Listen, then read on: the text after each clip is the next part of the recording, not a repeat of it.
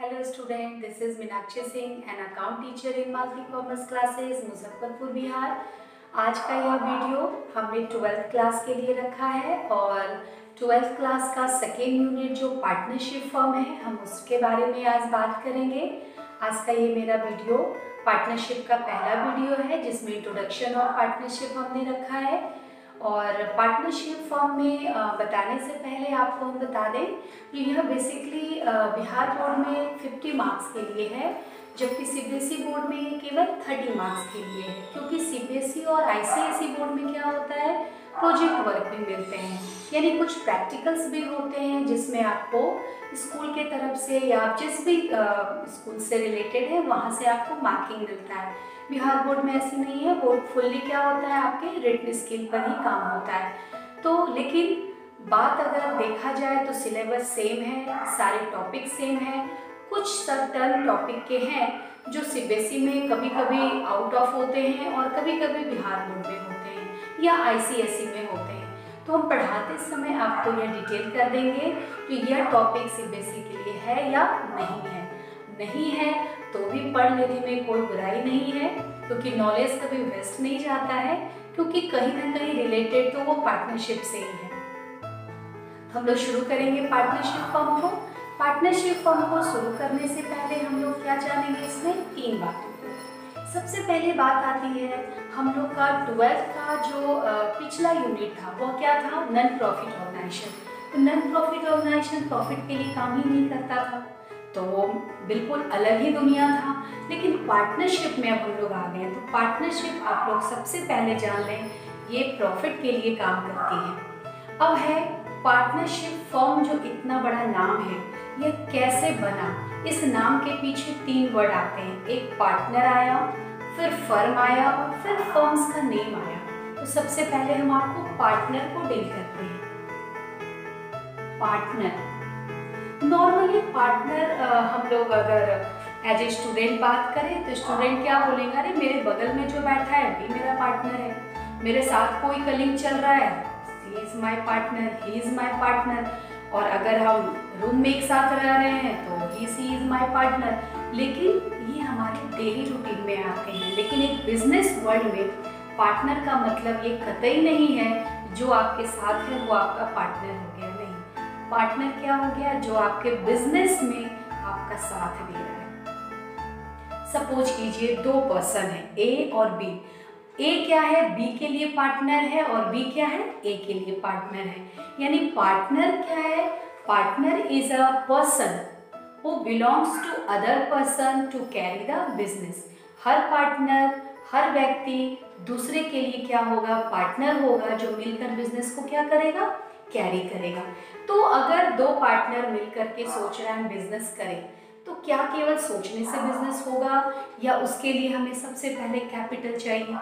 तो अगर देखा जाए तो यह पार्टनर वाली बातें आई कहाँ से, कैसे बताया गया, जो 2 व्यक्ति होंगे तो पार्टनर होगा या बिजनेस को कैरी करेंगे।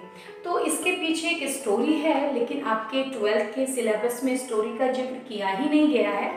ये सीए फाउंडेशन में स्टोरी रहता है और आपके ऑनर्स पेपर में रहता है। फिर भी हम थोड़ा सा आपको बेसिक चीज़ बता दें, क्योंकि जब तक कोई प्रॉब्लम क्रिएट नहीं होता है कोई रूल्स नहीं बनते हैं। अभी जो लॉकडाउन का सिचुएशन है, आप सब उस चीज़ को देख रहे हैं, सरवाइव कर रहे हैं उसमें। इस लॉकडाउन के सिचुएशंस में कुछ नियम बन रहे हैं, जैसे ग्रीन जोन होना चाहिए, ऐसा कुछ होगा तो ऑरेंज जोन होगा, ऐसा होगा तो रेड जोन होगा, ग्रीन जोन को हटा दिया जाना चाहिए। फिर यानी जितने सारे रूल्स रिलेटेड टू लॉकडाउन हुए वो क्यों हुए, यानी कुछ प्रॉब्लम्स क्रिएट हुए उसको सॉल्यूशन करने के लिए। उसी तरीके से सोल प्रोप्राइटर से बिजनेस में जब बिजनेस बहुत तेजी से बढ़ने लगता है तो फिर क्या करते हैं, हम इस बिजनेस को बढ़ाने के लिए किसी और की मदद लेते हैं। और जैसे ही हम मोर देन 1 होते हैं इस बिजनेस का नाम बदल के क्या हो जाता है, पार्टनरशिप। तो ये आपको 1905 की बात है। उस समय 3 दोस्त थे और तीनों दोस्त मिल करके इस अपने आप को ऐसे ही शुरू कर दिए बिजनेस, दोस्ती में। उनको लगा जो हम लोग का दोस्ती कभी नहीं टूटेगा, और उन्होंने बिजनेस को रन कर दिया बिना किसी एग्रीमेंट के, बिना किसी डिड के। लेकिन समय रहते रहते बहुत सारी प्रॉब्लम्स हुई, आपस में झगड़ा हुआ, लोन बहुत ले लिया गया, लोन को चुकता नहीं किया गया, इंसॉल्वेंट वाली स्थिति आ गई। तो वैसी स्थिति में क्या हो गया, आपस में झगड़ा हो गया, मनमुटाव हो गया। ये इंग्लैंड की बात है। फिर 1906 में इंग्लैंड के जज ने एक रूल्स बनाया, एक रूल्स बनाया एक्ट, और उसी एक्ट के तहत पार्टनरशिप एक्ट बना। यानी रूल्स बने जिसको हम लोग गार्डनर वीएस मर्रे रूल्स कहते हैं।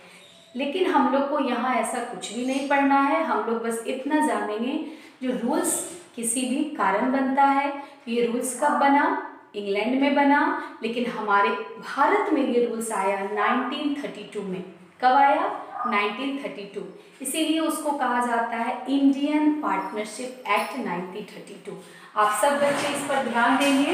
ये पार्टनरशिप फॉर्म जो है वो कौन सा एक्ट है, Indian partnership act 1932, Indian partnership act 1932। अब ये 32 यानी कि 1932 में हमारे भारत में ये आया, ठीक है। अब उसके बाद जो भी रूल्स बने वो रूल्स चलते आए, लेकिन 2013 में कुछ रिवाइज वैल्यू हुआ और उस रिवाइज वैल्यू को 2014 में भी लाया गया। लेकिन अभी भी हमारे भारत में इसका रिवाइज वैल्यू 2013 ही काम करता है। आप बच्चे ध्यान रखेंगे, प्रैक्टिकल हम लोग जब भी बनाएंगे तो वहाँ हमको 2013 को दिखाना होगा, ये रिवाइज्ड वैल्यू है, ठीक है। तो पार्टनरशिप में रूल के बारे में हम आपको बताए, पार्टनर बता दिए, हर इंडिविजुअल पर्सन जो किसी के बिजनेस को कैरी करने में मदद करता है वो एक दूसरे के लिए क्या कहलाएगा, पार्टनर कहलाएगा। अब आती है पार्टनर के बाद वर्ड में क्या लगा है, शिप लगा है।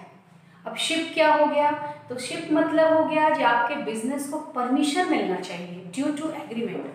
हम और आप मिलकर अगर बिजनेस करते हैं तो हमारे और आपके बीच में एग्रीमेंट होना चाहिए। एग्रीमेंट हो गया, ठीक है, लेकिन इस एग्रीमेंट पर क्या पता कल को झगड़ा फिर हो जाए, तो उस एग्रीमेंट को स्टाम्प लगना ज़रूरी है, उस एग्रीमेंट का गवाह बनना ज़रूरी है।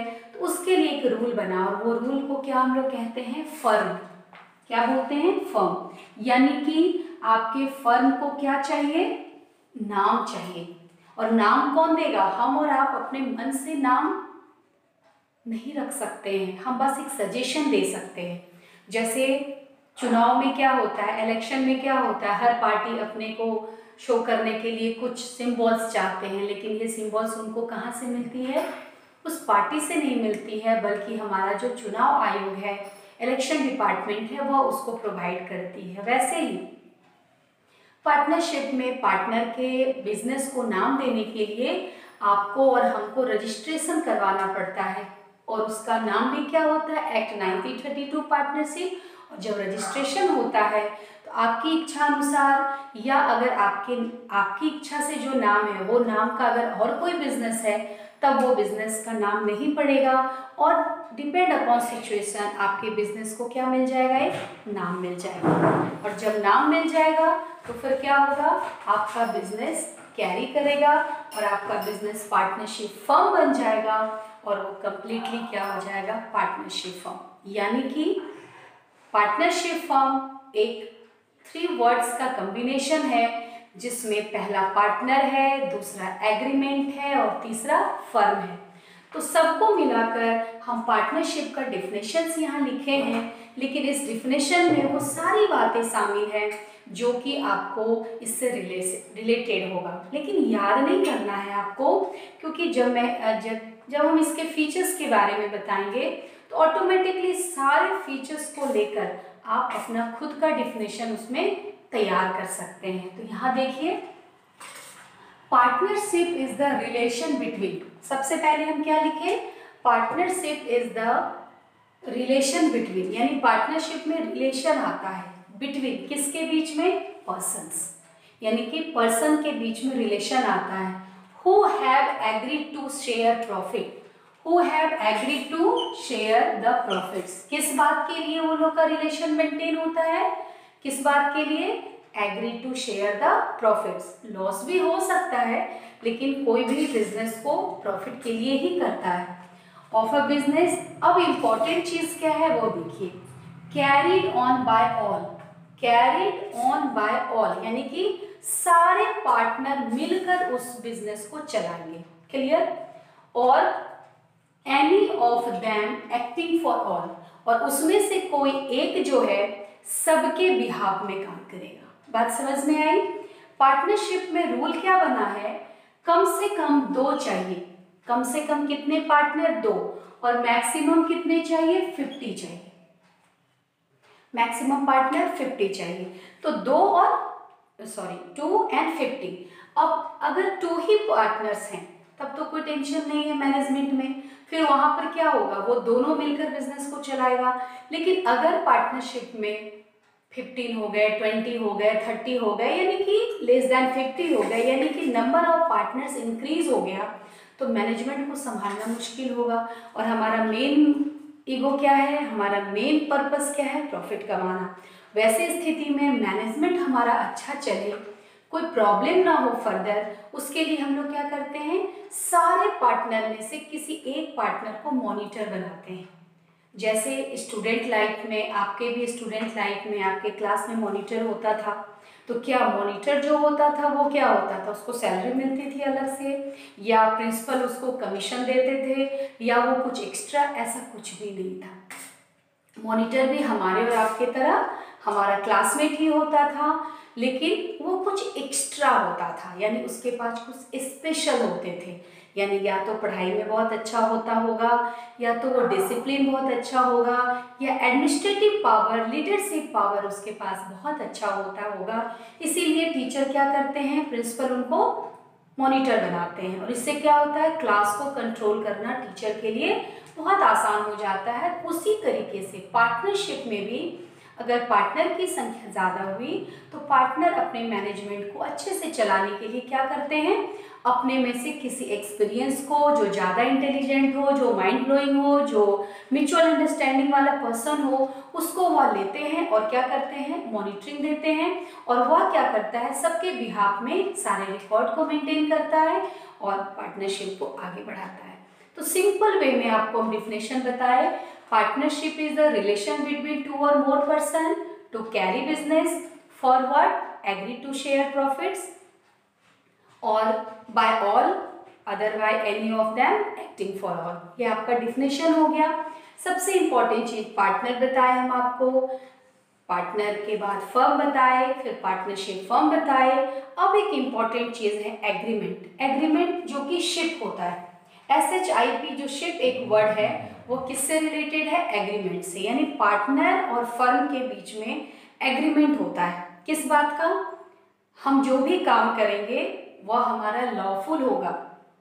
यानी जो नियम एक पार्टनर के लिए है वही नियम सारे पार्टनर के लिए है, और उस लॉफुल में हर चीज लिखा रहेगा, कौन कहाँ से आया, किसने कितना कैपिटल दिया, किसको कितना इंटरेस्ट मिलेगा, किसका प्रॉफिट का शेयर कितना होगा, वर्स्ट केस में क्या होगा, यानी ईच एंड एवरीथिंग जो है वो उस एग्रीमेंट में रहेगा। और पार्टनर क्या करेंगे, उस एग्रीमेंट पे साइन करेंगे, और साइन करने के बाद फर्म उसको एक्सेप्ट करेगी, और वो कंप्लीट क्या बन जाएगा, पार्टनरशिप फर्म। तो ये पार्टनरशिप फर्म का डिफिनेशन था। अब हम आपको पार्टनरशिप के फीचर्स के बारे में बताएंगे, लेकिन ये हमारा पहला वीडियो है। इस पहले वीडियो में हमने पार्टनरशिप से सारे इंट्रोडक्शंस को बताए। आई होप आपको अच्छा लगा होगा। अगर आपको इस इंट्रोडक्शंस में कोई प्रॉब्लम होगी तो आप हमको जरूर बताएंगे। और एक इम्पॉर्टेंट चीज़ इस इंट्रोडक्शन में बचा है, वो है नेचर। यहाँ देखिए हम लिख रहे हैं नेचर, यानी पार्टनरशिप फर्म का नेचर क्या है, आपके हिसाब से क्या नेचर होना चाहिए। नेचर मीन्स जिससे हम उसको पहचान सकें। तो simple accounting point of view से यह क्या होता है, सेपरेट लीगल एंटिटी। यानी नेचर में आपको क्या बोलना है, सेपरेट। सेपरेट मतलब सबका इंडिविजुअल, और लीगल मतलब समझ ही रहे हैं, लॉ, कानून, और एंटिटी मतलब सबका अलग अलग परिचय, अलग अलग इंट्रोडक्शन, यानी ऑनर्स इक्विटी। यानी हर पार्टनर इसमें ना ही मालिक है ना ही नौकर है। आप ध्यान देंगे, every partner is an agent और every partner is a principal. हर पार्टनर एजेंट भी है और प्रिंसिपल भी है। एजेंट तब तक है जब तक कि वह उस काम को सीख रहा है, कर रहा है। और प्रिंसिपल कब हो गया? जब वो एक्टिंग फॉर ऑल के लिए काम कर रहा है। इसीलिए यहाँ पर कोई बड़ा छोटा नहीं होता है। इसीलिए और चूंकि पार्टनरशिप में हम पहले ही आपको बता दिए ये प्रॉफिट के लिए काम करता है, तो जब हम लोग प्रैक्टिकल बनाएंगे तो हर पार्टनर का अलग अलग डिटेल होगा। अगर किसी क्वेश्चन में 4 पार्टनर हैं तो चारों पार्टनर का कैपिटल बनाएंगे, 5 है तो 5 बनाएंगे। ऐसा नहीं है जो फर्म के नाम से कुछ होगा, फर्म के नाम से आएगा बट वो डिस्ट्रीब्यूशन होगा किसके बीच में? ऑल द पार्टनर्स का। इसीलिए इसका नेचर ही क्या होता है? हम यहाँ लिख रहे हैं सेपरेट लीगल एंटिटी। आप इसको राइट डाउन कर लेंगे और जैसे जैसे हम टॉपिक वाइज पढ़ा रहे हैं आप क्या करेंगे? इस चीज़ पर ध्यान देंगे और ध्यान देने के बाद इस पर ध्यान देंगे जो नेचर इसका क्या है? सेपरेट लीगल एंटिटी है। और आज के इस वीडियो में हमारा इंट्रोडक्शन कंप्लीट हुआ। नेक्स्ट वीडियो में हम नेचर के बारे में तो बात कर लिए, फीचर्स के बारे में बात करेंगे, कुछ और एग्रीमेंट डीड के बारे में बात करेंगे। तब तक के लिए आई होप आप लोग को अच्छा लगा होगा। Thank you very much.